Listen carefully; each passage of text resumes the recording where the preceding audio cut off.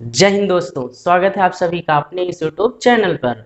आज हम सब लोग इस वीडियो में देखेंगे परिमेय तथा अपरिमेय संख्या को संख्या रेखा पर कैसे निरूपित किया जाता है। तो आइए समय को बिना खराब करते हुए हम लोग देखते हैं क्या देखेंगे, परिमेय संख्याएं संख्या रेखा पर कैसे निरूपित की जाती हैं। इसके पहले आइए देख लेते हैं परिमेय संख्या के बारे में कुछ। तो परिमेय संख्याओं को हम लोग समझ सकते हैं। तो परिमेय संख्याओं को कैसे लिखा जाता है? परिमेय संख्याओं को p बाई क्यू के रूप में लिखा जाता है, बट यहाँ पर क्यू का मान शून्य नहीं होना चाहिए, यही शर्त होता है। ठीक है। अच्छा, परिमेय संख्याएं कितने प्रकार की हो सकती हैं? तो परिमेय संख्याएं एक हो सकती हैं जो एक से बड़ी आ जाए, एक हो सकती हैं जो एक के बराबर आ जाए, एक हो सकती हैं जो एक से छोटी आ जाए। तो आइए देखते हैं कब एक से बड़ी होती है, कब एक से छोटी होती है, कब एक के बराबर होती है। तो नंबर एक देख लेते हैं, एक से छोटी होने पर। एक से छोटी होने पर यानी परिमेय संख्याओं का मान कब एक से छोटा होता है। फॉर एग्जाम्पल के लिए हम लोग देख सकते हैं, जैसे हम लोग यहाँ लिख सकते हैं 3/, यहाँ लिख देंगे 3/4 हो गया। और क्या लिख सकते हैं, जैसे यहाँ 5/, क्या हो गया, 7 हो गया। और क्या लिख सकते हैं, जैसे यहाँ 7/, यहाँ पर 9 हो गया। अच्छा, इनका जब भी भाग करेंगे हम लोग, जैसे अभी 4 से 3 में भाग करेंगे तो इसका मान क्या आएगा, एक से छोटा आएगा। ऐसे 5 में 7 से भाग करेंगे तो इसका मान कितना आएगा, जब भी आएगा तो एक से छोटा आएगा। ऐसे 7 में भी जब जब भी 9 से भाग करेंगे तब भी इसका मान कितना आएगा, एक से छोटा ही आएगा। दूसरे नंबर पर क्या आ जाता है, यानी एक से बड़ी होने पर। यानी एक से बड़ी होने पर। अच्छा, एक से बड़ी कब होगा, यानी ऊपर वाली संख्या जब नीचे वाली संख्या से क्या हो, बड़ी हो, यानी अंश का मान हर के मान से क्या हो, बड़ा होगा।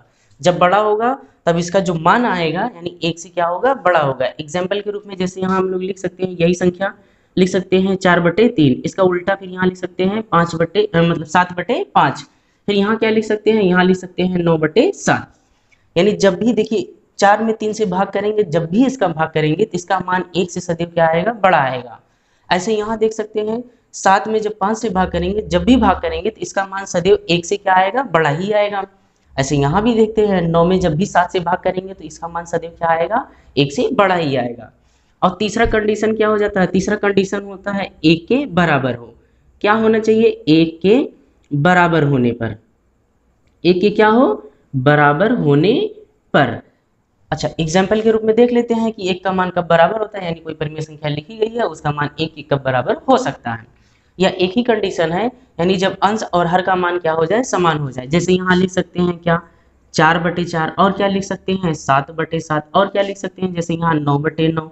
और क्या लिख सकते हैं, जैसे यहाँ 11/11। जब भी 4 में 4 से भाग करेंगे इसका मान एक के बराबर आएगा। ऐसे 7 में 7 का भाग करेंगे एक के बराबर आएगा। 9 में 9 से भाग करेंगे एक के बराबर ही आएगा।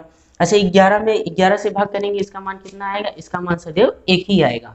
यानी कह सकते हैं परिमेय संख्याएं कितने प्रकार की यहाँ हो सकती हैं, 3 प्रकार की हो सकती हैं। नंबर पहला क्या है, एक से छोटा होने पर। इस कंडीशन में क्या होता है, इस कंडीशन में जो अंश होता है हर से क्या होता है, छोटा होता है। यानी एक से छोटा होने की यही शर्त है कि अंश का मान जो होना चाहिए हर से क्या होना चाहिए, छोटा होना चाहिए। जैसे देखिए यहाँ 3/4 है, यानी ये 3 4 से क्या है, छोटा ही है।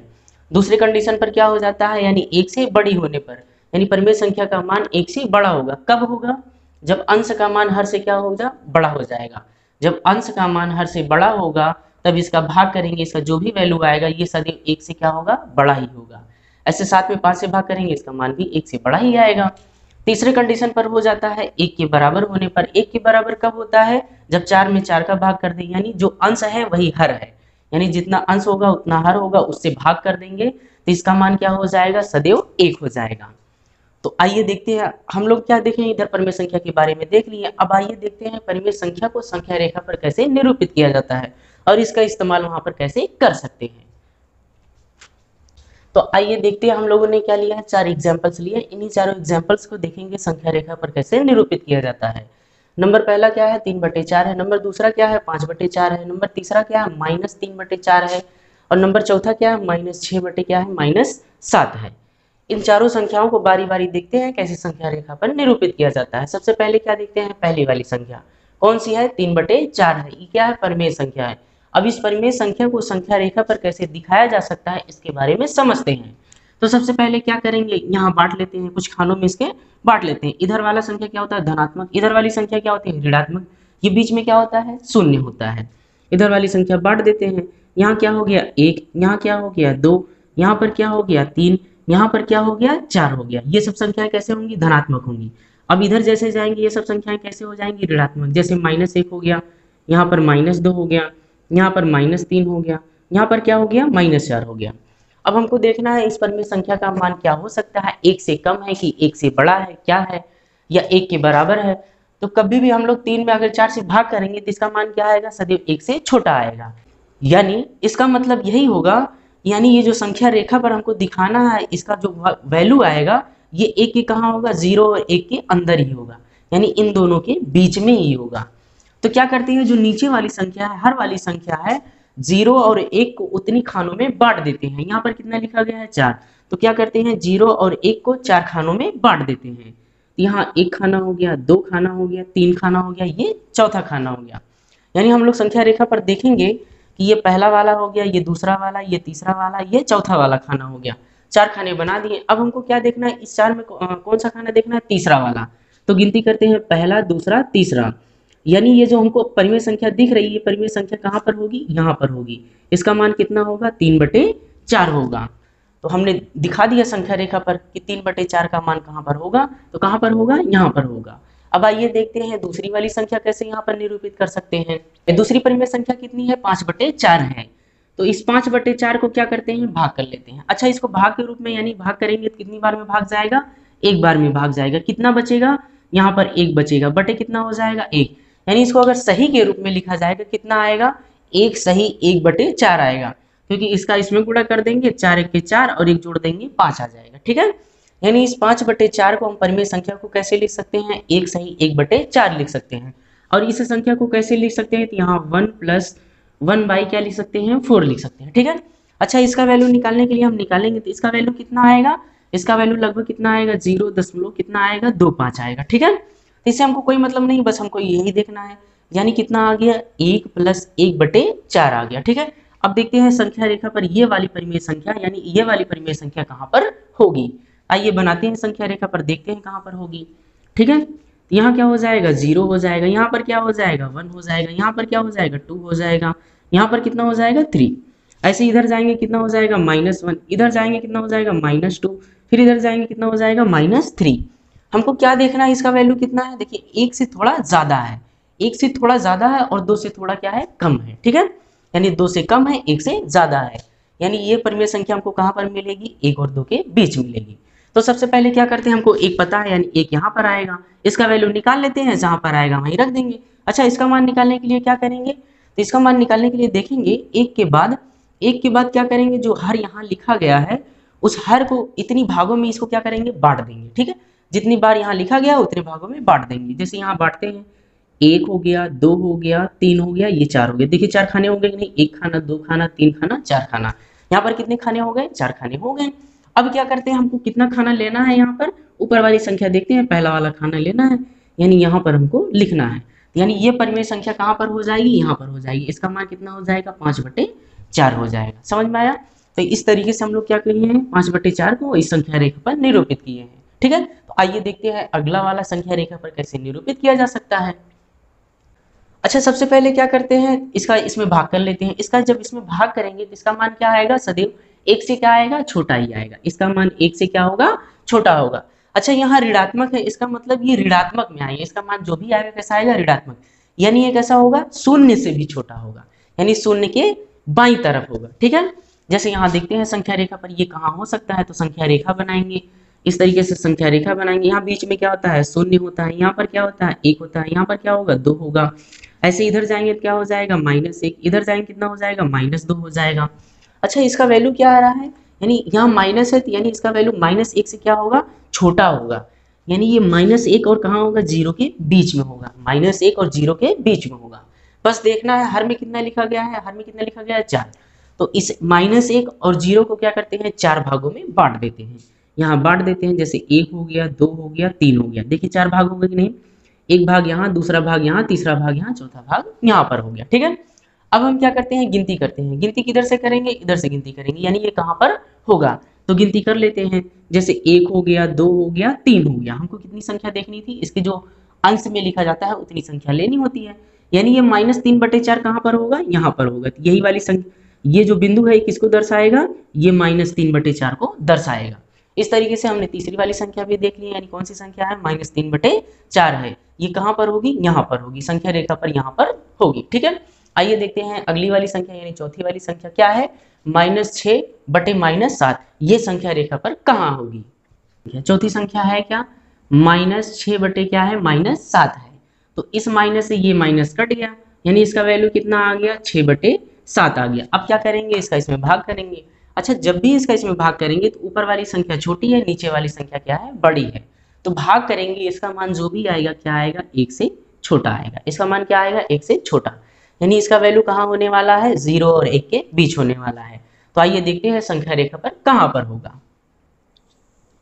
ये संख्या रेखा बना दिए, बीच में क्या होता है, 0 होता है, इधर क्या होता है, 1 होता है, इधर क्या हो जाएगा, 2 हो जाएगा, फिर ऐसे 3 हो जाएगा, 4 हो जाएगा, 5 हो जाएगा, इधर जाएंगे क्या हो जाएगा, -1, और क्या हो जाएगा, -2, और क्या हो जाएगा, -3। वैसे तो इसका मान माइनस में है नहीं, इसका मान किस में है, प्लस में है, यानी 0 यानी 0 और कहाँ है, 1 के बीच में है।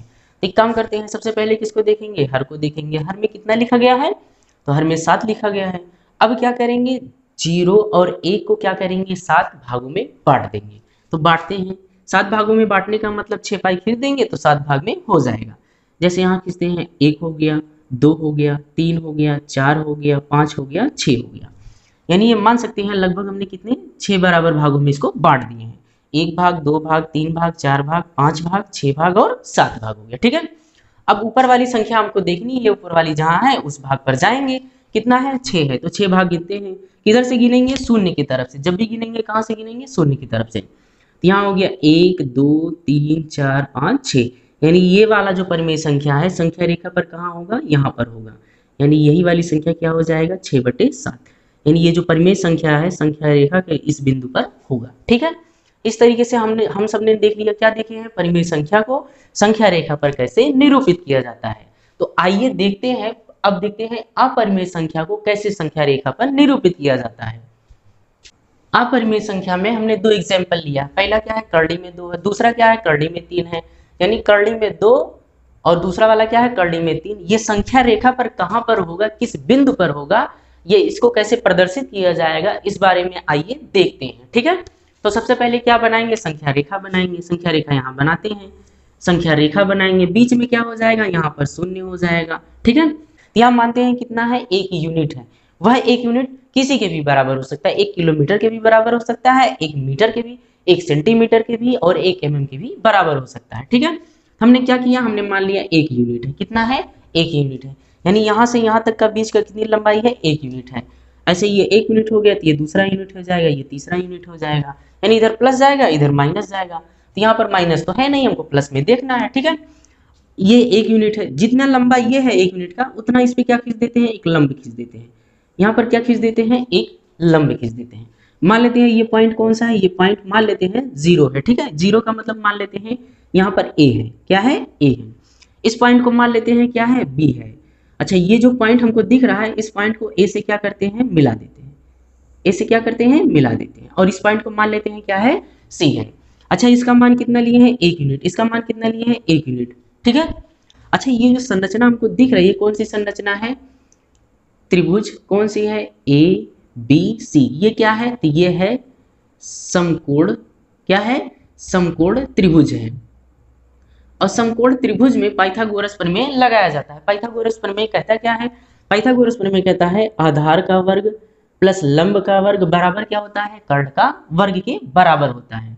तो यहाँ क्या लिख लेते हैं, अच्छा यहाँ फार्मूला लिख लेते हैं, यानी कर्ण का वर्ग बराबर क्या होता है, आधार का वर्ग, आधार का वर्ग प्लस क्या होगा, लंब का क्या हो जाएगा, वर्ग हो जाएगा। ठीक है, कर्ण का वर्ग बराबर आधार का वर्ग प्लस क्या हो गया, लंब का वर्ग। यानी ये त्रिभुज के हिसाब से देखेंगे तो कर्ण कितना है, कर्ण है AC, क्या लिख देंगे, AC का स्क्वायर बराबर आधार कितना है, AB है, आधार कितना है इसका, AB का स्क्वायर हो जाएगा। ठीक है, और इसका लंब कितना है, BC है, इसका लंब कितना हो जाएगा, BC। अब क्या करेंगे, मान रखते हैं। अच्छा, AC का मान हमको नहीं पता है, इसी AC का मान हमको निकालना है, तो जैसे है वैसे लिख देते हैं, यहाँ लिख देते हैं AC का स्क्वायर। ठीक है, AB का मान कितना है, AB का मान 1 है, तो 1 का स्क्वायर करेंगे 1 ही आएगा। ऐसे BC कितना है, BC भी 1 है, 1 का स्क्वायर कर देंगे कितना आएगा, 1 ही आएगा। अच्छा AC बराबर क्या हो जाएगा, 2 हो जाएगा। AC स्क्वायर बराबर कितना हो जाएगा, 2 हो जाएगा। ठीक है, अब यहाँ निकालेंगे, अगर AC का मान कितना आ जाएगा, ये स्क्वायर उधर जाके क्या हो जाता है, कर्डी, और ये हो गया कर्डी में 2, यानी हमने निकाल लिया ये जो AC दिख रहा है यानी कर्ड दिख रहा है, इसकी लंबाई कितनी है, कर्डी में 2 यूनिट है, यानी इसका मान कितना हो जाएगा, कर्डी में 2 हो जाएगा। कितना हो जाएगा, कर्डी में 2। अगर हमको कर्डी में 2 यहाँ पर दिखाना है, क्या दिखाना है, कर्डी में 2, क्या करेंगे, एक गोला प्रकार लेते हैं, यहाँ पर रखेंगे, गोला प्रकार की सहायता से क्या करेंगे, एक चाप लगाएंगे। क्या कराएंगे, एक चाप लगाएंगे। कौन सी त्रिज्या होगी, ये AC त्रिज्या लेकर क्या करेंगे, एक चाप लगाएंगे। चाप लगाते हैं, देखते हैं ये कहाँ पर संख्या रेखा को स्पर्श करती है, तो इस तरीके से जब यहाँ पर चाप लगाएंगे, यहाँ पर लगभग ये स्पर्श करेगी। ठीक है, तो यही वाली जो पॉइंट है, ये पॉइंट किसको दर्शाएगा, कर्डी में 2 को दर्शाएगा। किसको दर्शाएगा, कर्डी में 2 को दर्शाएगा। ठीक है, इतना समझ में आया। यानी कर्डी में 2 क्या है, अपरिमेय संख्या है। अपरिमेय संख्या को कैसे यहाँ संख्या रेखा पर निरूपित कर सकते हैं, समझ में आया। कर्डी में 3 को दर्शाने के लिए सबसे पहले क्या करेंगे हम लोग, इस कर्डी में 3 को संख्या रेखा पर दर्शाने के लिए एक संख्या रेखा बनाएंगे, बीच में क्या हो जाता है, शून्य, यहाँ पर क्या हो जाएगा, शून्य हो जाएगा। मान लेते हैं यहाँ पर कितना है, 1 यूनिट है। सेम प्रोसेस है, जैसे कर्डी में 2 का प्रोसेस हम लोग यहाँ इस्तेमाल किए थे, वैसे कर्डी में 3 को दर्शाने के लिए वही प्रोसेस इस्तेमाल करेंगे। ठीक है, जैसे यहाँ से यहाँ तक की लंबाई मान लेते हैं कितना, 1 यूनिट है। ठीक है, अब इसी इतना ही लंबा क्या करते हैं, इस पर लंब डाल देते हैं। क्या करते हैं, लंब। जैसे अगर ये 1 यूनिट है तो ये भी है। अब इसको क्या करते हैं, यहाँ पर मिला देते हैं। यहाँ पर मिला देंगे तो इसको मान लेते हैं पॉइंट A है, ये पॉइंट क्या है, B है, ये पॉइंट क्या है, C है।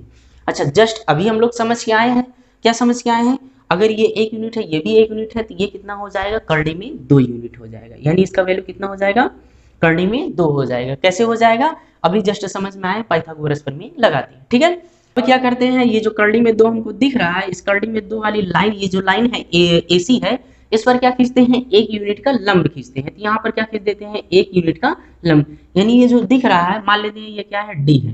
ठीक है, ये मान लेते हैं ये क्या है, ये पॉइंट क्या है, D है। अच्छा, D और C कितनी, इसकी लंबाई कितनी होगी, 1 ही यूनिट होगी। ठीक है, अब क्या करते हैं, यहाँ जो A वाली पॉइंट दिख रही है, इस D वाले से क्या करते हैं, मिला देते हैं, ऐसे मिला देंगे। ठीक, अच्छा ये कितना है, कर्डी में 2 है, ये कितना है, 1 यूनिट है। ठीक, अब यहाँ पर भी क्या लगाते हैं, पाइथागोरस प्रमेय लगाते हैं, देखते हैं इसका मान कितना आने वाला है। क्योंकि देखिए यहाँ पर क्या है, 90 डिग्री, यहाँ पर क्या है, 90 डिग्री, यानी हमको क्या देखना है, त्रिभुज, कौन सा त्रिभुज देखना है, ACD। कौन सा त्रिभुज देखना है, ACD। ये है क्या, ये समकोण त्रिभुज है, ये है क्या, समकोण त्रिभुज है।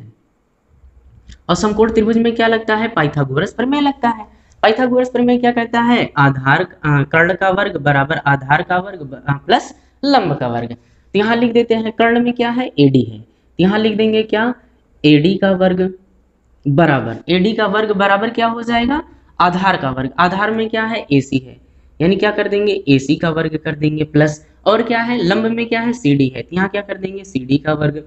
यहाँ लिखा गया है AD का वर्ग। ठीक है, AD तो हमको निकालना है, तो इसलिए जैसा है वैसा लिख देते हैं। ठीक, अच्छा AC का मान कितना दिया है, कर्डी में 2, यहाँ लिख देते हैं कर्डी में 2, और इसका क्या कर देते हैं, वर्ग कर देते हैं, प्लस यहाँ CD का मान कितना दिया है, CD का मान कितना है, 1 यूनिट, यहाँ क्या कर देते हैं, 1 का स्क्वायर कर देते हैं। ठीक है, इतना समझ में आया। अच्छा, कर्डी में 2 का जब स्क्वायर करते हैं, इस कर्डी में 2 का स्क्वायर करेंगे तो इसका मान कितना आ जाएगा, 2, यानी इस स्क्वायर से ये कर्डी हट जाएगा, तो यहाँ आ जाएगा AD स्क्वायर बराबर, यहाँ कितना आ जाएगा, 2, यहाँ कितना आ जाएगा, 1 स्क्वायर कर देंगे तो 1 आ जाएगा। ठीक है, इन दोनों को जोड़ेंगे तो AD स्क्वायर बराबर कितना आ जाएगा, 3 आ जाएगा। यहाँ से अगर हमको AD निकालना होगा तो ये स्क्वायर उधर जाके क्या हो जाएगा, कर्डी में 3 हो जाएगा। ठीक है, यानी AD का मान हमको पता चल गया, ये AD का मान है कितना, कर्डी में 3 है, यानी हमको AD का मान निकल के आया। कैसे निकाले हैं, पाइथागोरस प्रमेय से निकाले। ठीक है, अब क्या करते हैं, ये जो AD दिख रहा है, गोला प्रकार लेते हैं, इसको त्रिज्या मानते हुए क्या करते हैं, एक चाप लगाते हैं। ये चाप कहाँ से लगाएंगे, तो ये चाप लगाएंगे और संख्या रेखा पर जहां भी ये काटेगा वही बिंदु किसको दर्शाएगी, कर्डी में 3 को दर्शाएगी। तो यहाँ से क्या करते हैं, एक गोला प्रकार रखते हैं और यहाँ से क्या करेंगे, एक चाप लगाएंगे। इस तरीके से यहाँ पर क्या लगाएंगे, चाप लगा देंगे। तो ये जो पॉइंट हमको दिख रहा है, यही पॉइंट किसको दर्शाएगा, कर्डी में 3 को दर्शाएगा। ठीक है, इस तरीके से हम लोग क्या कर सकते हैं, किसी भी अपरिमेय संख्या को संख्या रेखा पर दर्शा सकते हैं। तो मिलते हैं नेक्स्ट वीडियो में इसके अगले टॉपिक के साथ। तब तक के लिए जय हिंद दोस्तों, और वीडियो अच्छा लगे तो चैनल को लाइक और सब्सक्राइब जरूर करें। जय हिंद दोस्तों।